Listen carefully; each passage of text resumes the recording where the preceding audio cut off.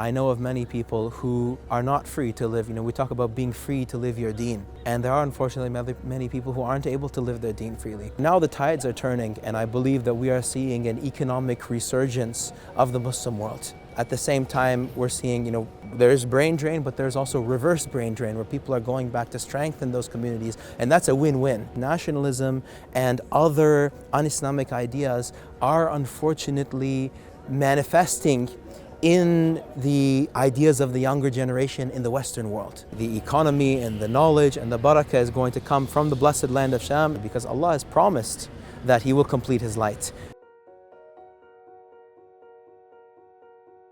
Hijrah, I think we have to go back to the original sources, back to the Quran, back to the Prophet ﷺ's description of Hijrah. We take the combination of the meanings, we understand a few things. Number one, that Hijrah is moving from a place of Darul Kufr, or the abode of disbelief, to the abode of Islam. However, this can also include moving from a population of, let's say, unbelievers to a Muslim society, a Muslim community.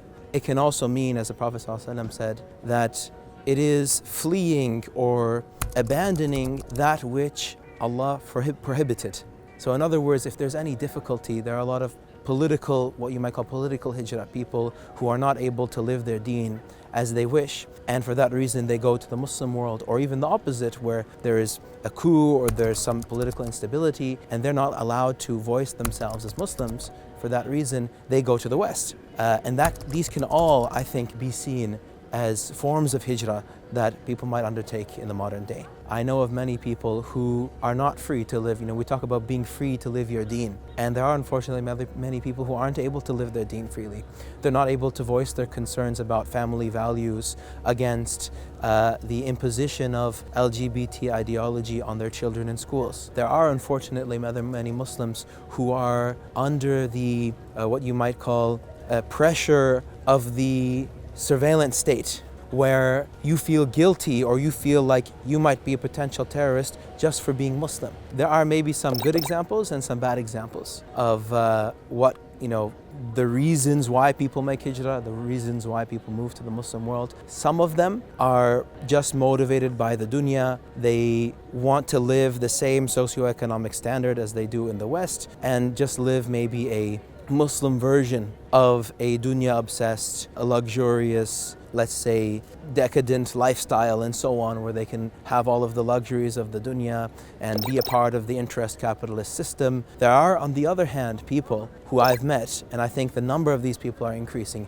people who are going to the Muslim world to work, people who are going to the Muslim world to seek knowledge and learn, let's say, traditional sciences from scholars, people who go for the purpose of business, not just for the purpose of, let's say, increasing their capital, but they actually want to be of benefit to the society that they're serving. Those who are seeking knowledge will go to places where they believe they can find that knowledge, where they know there are scholars and there are learning institutions, foreign language institutions, Arabic institutions, whether that's Mecca and Medina. Now I think Damascus is once again going to become a hub for the Arabic language. And of course, Istanbul, for the entirety of the Arab Spring, has been a center, in Turkey, has been a center of Islamic intellectual development and flourishing, because all of the scholars from different parts of the world came together and they're residing in Istanbul. And for that reason, there is still a very strong motivation for people making hijrah to Turkey. However, now the tides are turning, and I believe that we are seeing an economic resurgence of the Muslim world. And at the same time, we're seeing, there's brain drain, but there's also reverse brain drain where people are going back to strengthen those communities. And that's a win-win, because it's one less person to strengthen the Western economic core and one more person to strengthen the Muslim economic core. Especially as a Western Muslim myself, living in the Muslim world, I've seen a lot of fundamental differences. One of them is your ability to live and talk about your deen, your religion, in a free and an open way. You don't feel like you're a minority. You don't feel like you need to prove yourself to someone. You don't fear an inferiority complex, because your ideas and your identity, everything that belongs to you, is mainstream in society. no matter how successful a person will be in the West, they will have to prove themselves to the society that, look, I'm actually one of you guys. And unfortunately, no matter how successful they become, whether it's politically or successful, so to speak, in a relative sense, or economically, they will never be allowed into the central fundamental circles and trust circles and relationships that comprise fundamental non-Muslim society. When I was in Oxford, I was working full-time. 60 to 70% of my salary was going to rent. A lot of it was being cut off in tax, what you call council tax, and I wouldn't have dreamed to be able to afford a car or buy my own house. Whereas in the Muslim world, both myself and a number of people I've come to meet, in the beginning when they told me, I didn't really believe in them. I have a friend, he said, brother, there's barakah in these lands, there's barakah in Turkey, there's barakah in the Muslim world because it's not completely 100% entrenched in interest in non-Islamic banking. In the West, you buy a house with a 30-year mortgage, and in a place like Istanbul, even though the rents are high, I have friends, like I said, who don't come from rich families who've managed to buy a house just by saving up over a few years. Can you feel exactly the same as you do at home, so to speak? Yes and no. As a Western Muslim, you're born and raised in the West. Your hometown is somewhere in the West. Your native language is going to be whatever language you grew up speaking, even if you know other language. For that reason, this is something that maybe secularists or non-religious people in the Muslim world, or even religious people in the Muslim world, don't understand when they see religious Muslims in the West. They want to be like the West. They want to speak foreign languages. They listen to the music and the popular culture. They don't realize that even if I'm religious, I'm going to be more Western than they can ever possibly be. But at the same time, you definitely can feel home. And the reason you can feel home is because Muslims who lived and grew up in the West never really feel home in the West. And this is, I think, a fundamental reality. Even across generations, children and grandchildren, there have been sociological studies done on this subject.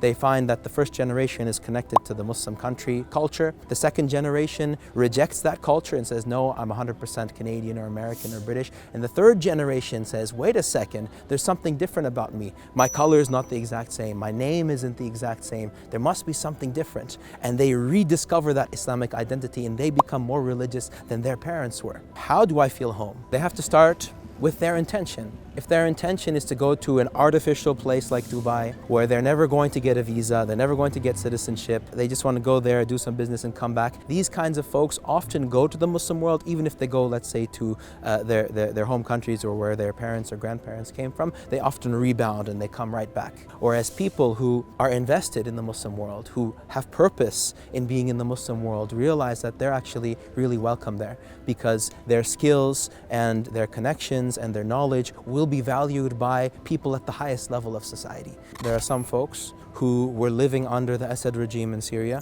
which thankfully is no longer. They are currently, or they were living under Abdel Fattah al-Sisi's Egypt, or in other harsh Islamophobic dictatorial regimes, including in India. And these folks, for them, going to the West is a breath of fresh air. And they feel that if they were to go to the Arab world or some part of the Gulf, for instance, they would never be welcome there because they would never get a visa, they would never get to stay long term, they wouldn't even be socially accepted by society despite speaking Arabic. There is sort of a ranking system unfortunately, within Arab society that makes it hard for someone to feel at home. And you have the phrase of some people, and I think it's a misplaced phrase. I don't think it's a fully accurate phrase when they say that I saw Muslims in the Muslim world but no Islam, and I saw Islam in the West but no Muslims. I have a slight problem with that because we are now starting to see, by the second and third generations, we're starting to see the real face of the Muslim of the Western world. We're seeing the manifestation of the verse of Allah who said, وَلَن تَرْضَ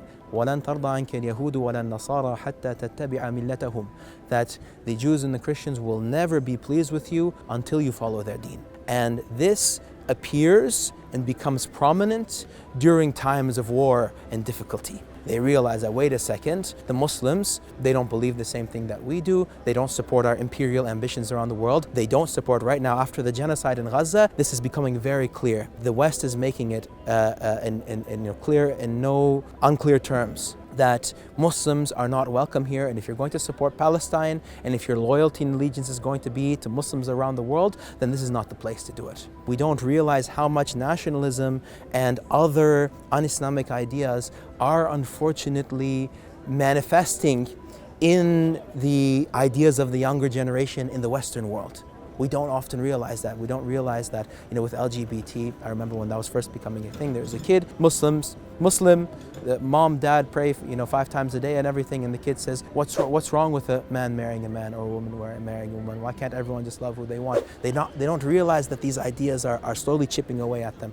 I don't know where the next capital of the Islamic world is going to be. I believe that ahadith point us towards the region of Sham. And I believe that once Masjid al-Aqsa is liberated, there's going to be a wonderful coalescing of all of the Muslim forces and the powers, and the economy and the knowledge and the barakah is going to come from the blessed land of Sham. It's going to move all across the world, all the way to the peripheries of the Muslim world, to the non-Muslim world, and the light of Islam is going to spread. And I do think that it is the obligation of every single Muslim, regardless of where you are in the world, to see how you intend to contribute to that reality, because Allah has promised that He will complete His light. The question is, what is your stance going to be?